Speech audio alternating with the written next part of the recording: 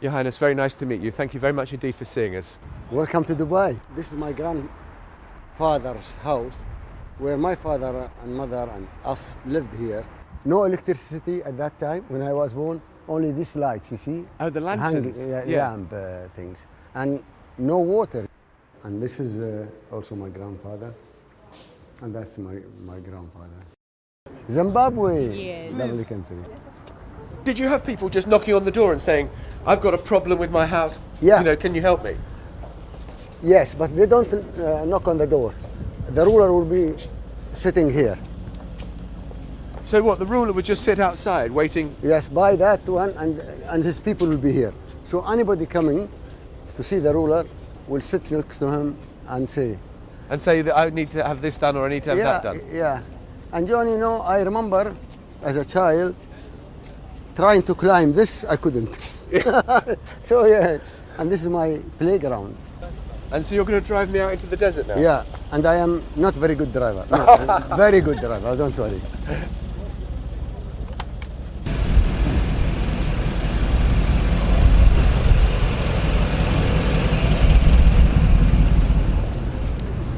Your Highness, I just want to ask you, because we're going past the fabulous skyline Yeah. that it is Dubai. I just kind of, was that a vision? Did you have a feeling that when you were a child growing up, that one day, Dubai would look like this, it would be cosmopolitan, it would be all these things? I will tell you, John. I was lucky enough. I traveled with my father to Europe, England, and always my dream saying, roads, they have roads and they have building and, flags. And to me, that was my dream. Will we have that here, when this is my childhood? Between the Emirates, there was no road. And if the people are unhappy, how do you know? How do they tell you that they're unhappy? They will tell me. They tell me, and... But is there a for example, Yeah. this telephone, from 10 years ago to now, I haven't changed it. And everybody knows. The whole country knows my number. Ordinary people, Emirati, knows your phone number and will ring you up. Yeah, I have two numbers. One is private and one for the public. And Reem knows this. Yeah. So do you like Twitter? Yeah. 2.4 million followers, I see. Yes. Because I like, to tell them what's happening and not to listen, to wait for them to say, just tell him what's happening, and they are good about it. They follow you and why I'm doing this, and, so people can understand. Your Highness, you've just won Expo 2020. When we drove out here, we saw all the cranes busy building. Is Dubai back? Well, we are very happy that we won the Expo 2020 and 116 countries voted for us, and this is, to me, is a great, all these countries to believe in UAE and Dubai. That's the message I got. But now we have to do something to make it even better for these people who voted for us and to make Expo an excellent Expo. I mean, it was only 5-6 years ago that people were saying Dubai was finished. There was an economic crisis. And yes, I mean, some papers said that, but it is our mistake. We did not answer. We did not say anything. But when the crisis, I was, it's a challenge and I know we'll overcome it. So therefore, I was happy with my life going on, and people say, why, how is he? Because I know Dubai is not finished and Dubai is back because it is Dubai and UAE. But there must have been a moment where you thought this is really scary. No, I think this is a challenge, and I don't get scared from challenges. We face challenges and try to sort them out. So is the problem over? Are all the debts paid off? Yeah, the other day in the news, the palm company is going to pay a year ahead. So everything is, settled. Why do you think you made the? Why did you get into this mess? Why did the crisis come about? There must be things you've learnt about it.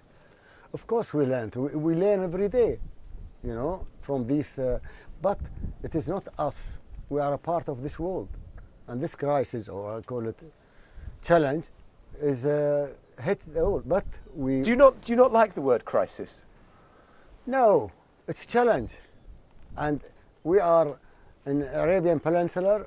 Every day is a challenge for us. Every day we have to face, challenge for the water, challenge to something to eat, and every day challenge. So we take it as a challenge. When there is no challenge, everybody is a leader. Where is the difficulty or challenge, some will come through, and that's just test for us to know.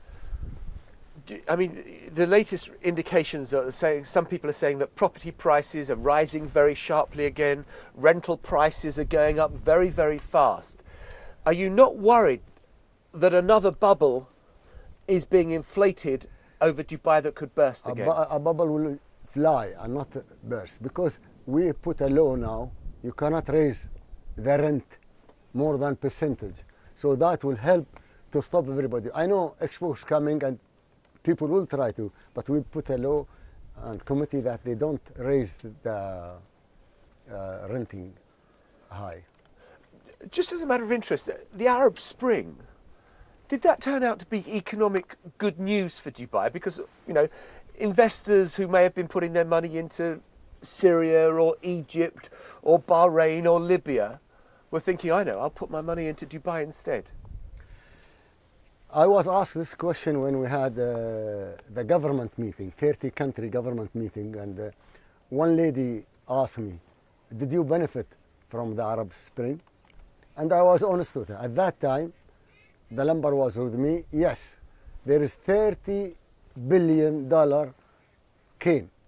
But I told her, but remember, if the Arab Spring didn't happen, there will be 60 billion. Did you see the Arab Spring coming? Yes, and I said this when I visited, I spoke in the Gulf University in Bahrain in 2004. And I said to the leaders of the Arab, change or you will be changed. I said that your people will look away from you or try to do that. And because I don't know the future, but there is indication, so you can, feel that is coming. You cannot lie for your nation 40 years and you think they'll still believe you with this quick communication now. Well, let me ask you about some of the specifics about some of the countries. We've got Geneva 2 taking place later on this month, and I think that Dubai will be represented, and you will be there. Can President Assad stay in power? Well, somebody asked me about Syria and this, and I said, Assad will take a long time. But, if you kill your people, you cannot stay. I hope there will be a solution peacefully that a new elected government will come. So, because he has killed his people, he will go eventually? Eventually he will go, yes. And do you believe that you ought to be offering any support, whether financial or military, or are you, to the Free Syrian Army? We are supporting the people of Syria who are in Jordan or Turkey or other. We are helping those. But the Free Army, you don't know, because there is some extremist, and you don't know how many group of people now in Syria. And as you hear that some groups are fighting each other. So you don't want to do what Qatar has done or Saudi Arabia has done? And no, our foreign policy is different than, We try to help and not to interfere. It seems to me that the UAE, for all its wealth and its power, it takes very light steps on foreign policy. It doesn't want to show its muscle and its weight in the way that we've discussed that Qatar does? No, I mean, maybe Qatar have a reason or a vision, but here UAE, we don't, we like, the Emiratis, and the Emiratis is kind. We don't want to interfere with the other people. Their nation should say what they want, and we should always help and not interfere with other countries. Here in the UAE, you have cracked down quite hard on political Islam. A number of people... Brotherhood. On the Muslim Brotherhood. Right. Is Egypt now better off with General al-Sisi in charge than it was with Mohammed Morsi? Much better, and I'll tell you why. I was asked by the CNN that won't you worried about the Islamic Brotherhood getting in Egypt and holding the government and everything? I said no. I am not worried about that. They will last only 1 year, and then, the people and the army will sort that out. So therefore, it's better for Egypt. This. What did they do when they came with Dr. Mercy? I mean, see what happened and see what happened now. I mean... But isn't that democracy? The people spoke. The people elected Mohammed Morsi. Why the people then got rid of him? They went to the streets and squares and said, come on, the army, sort it out. A lot of people went there and so. And we will see in the next election. Do you think General al-Sisi will stand? He'll be the next president? I hope he stay in the army and leave somebody elected for presidency, because I think he's important for him to be the head of the army. He's a strong man and a very good man for Egypt. So better as head of army than head of state? That's what I think. Very interesting. Can I just ask you about, we heard about the death this weekend of Ariel Sharon, the former Israeli Prime Minister.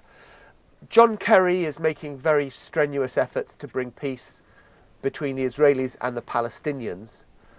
Well, how do you see the prospects? Well, between Israel and the Palestinians, one day they came very close to sign, but they didn't sign the peace process. If they had that and they signed the peace process, of course there will be a bomb here and rocket there, but everybody, the whole world will be against who doing this. And I promise you, Israel will benefit more than us, because we want to deal with Israel and this after the peace process. What we are asking is a country for the Palestinians. And we are, accepting Israel. But for the Palestinians, we cannot just say nothing, no country, no place to stay. So therefore, if we have signed the peace process, there will be some problem, difficulties, but on time, Israel will benefit more. You said you'd like to be trading with Israel? After the peace process, we'll do everything with Israel, They will trade with them and we welcome them and everything. But sign the peace process. How close do you think they are? Every time I think they are close, they go away. I think, you see, what happens if the peace process coming and there is a rocket go to Israel, which is not accurate, Israel go back and hit back. So action and reaction, always happen that way. But if we just be strong and sign the peace process, I think it will be better for everybody. Okay. I just want to ask you about Iran. Progress has been made in these talks about giving access to Iran's nuclear facilities. Do you believe the time is now ripe to lift sanctions against Iran? I think so, and give Iran a space. Really, you see, Iran is our neighbor, and we don't want any problem, and they didn't, have any problem. But if the peace, and they agree with the American, and the American agree and lift the sanction, everybody will benefit. We suffered from the sanction on Iran. And yet they're your biggest trading partner, I think. Yes, but you know, when we suffered here, we try to open other doors for trading with other countries. Sure. So, to praise them. but just to be clear, Iran has done enough in your mind that the sanctions should be lifted. I think so. If they allow the people to go and look at their nuclear weapon, and they are not making any nuclear, because if they did, you know, nuclear will be dangerous for me also. But if they are not, it should be lifted slowly and firmly. So you believe them when they say that their nuclear ambitions are purely for civilian nuclear power? I heard it from them. I heard it always, and I think sometimes they're saying the truth. I don't think they want. Ahmed Najat, I saw him, and I asked him, "Are you building a nuclear weapon?" And he said, "Okay, Sheikh Mohammed, what will I do? And if I have a means of transporting this weapon to Israel, how many Palestinians I will kill? And the European and the American will finish my cities in Iran." So you think, he said, "I'm not crazy to go for that. The weapon is of the past." I just want to talk a bit about Dubai and the criticisms that have been made of Dubai about your country's human rights record. I mean, we've just had a case of an American who's just been released from prison who made a spoof video about youth culture, and he was put in prison for several months. Why? We have a law, like when we cracked at the Muslim Brotherhood, because if they want to live and stay and work, they are okay. If they want to go extreme, we have a law for that. But I mean, the kid said, "I did nothing wrong. We had no idea of what our crime was. We had no idea how long we'd be in prison for. We weren't actually told what our crime was until 5 months later after we were taken in." Now, for a modern country which you strive to be, is that satisfactory? No, we try to change it. You know, we are not perfect, and we try to change any mistake, any things. We go in and try to change it. We are not perfect, but we're doing our best. Do you accept that you got it wrong in that particular case? Maybe the judge. I cannot talk about the judge, what he saw in that case. Okay, well, what about the woman, the Norwegian woman, who she was raped? She goes to the police and says, "I was raped," and she was put in prison herself for having illicit sex outside marriage. I think she was a victim, and unfortunate, you know, and we tried for that not to happen again. Because she was pardoned by you in the end. So maybe the laws need changing in this country. I mean, Human Rights Watch, who we've interviewed, said Dubai has the most modern skyline of anywhere in the world, but its legal system is from the Dark Ages. Not really. The legal system we're changing it, everything to suit Dubai and to suit the United Arab Emirates. So therefore, there is a changing coming. Maybe if there is law which is old, or you know, we can't go and change it. So you've got to carry on changing your laws if you're going to carry on attracting the best people to come and work and live here. Yes, yes. And the other criticism that is made, while I'm dealing with criticisms of your country, is that migrant labour that often come here are very badly treated.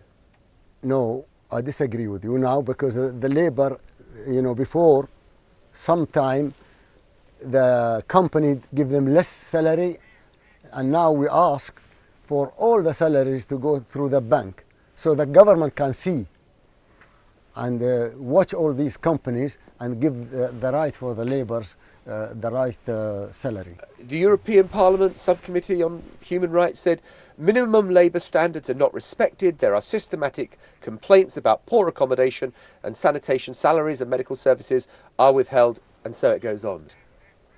And you will see also very beautiful accommodation for labourers. We have now, and we built, and we told the companies to build high standard accommodation for labours. Your Highness, I want to talk about one other subject, which is, I know, a subject of great passion to you, which is your love of horses. How shocked were you when you heard the news that some of your racehorses being kept at the Godolphin stables in England had been doped? I was shocked, really, and I have many trainers, and if one of them do the wrong things, you know, they gave him 8 years, and I gave him lifetime, finish. Are you in touch with him at all now? He comes and see some other friends, but it is not, he will never come near horses. And we put now investigator, Lord Stephen, to really go through everything and meet everybody. And I think he's getting independent and he's getting a good job.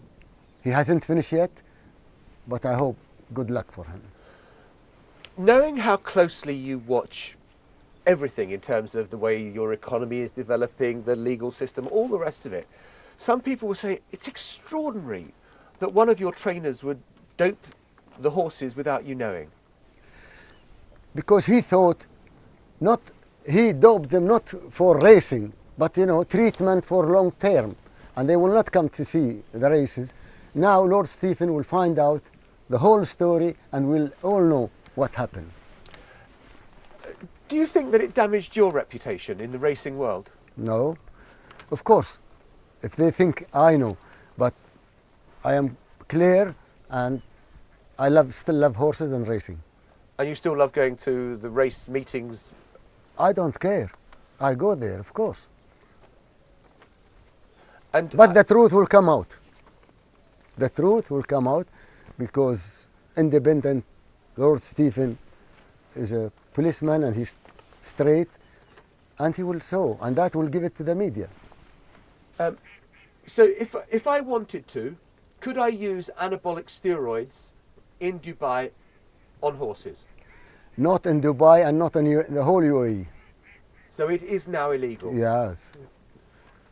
This is from the minister meeting we cut it. Illegal now to have it even in the shop or anything.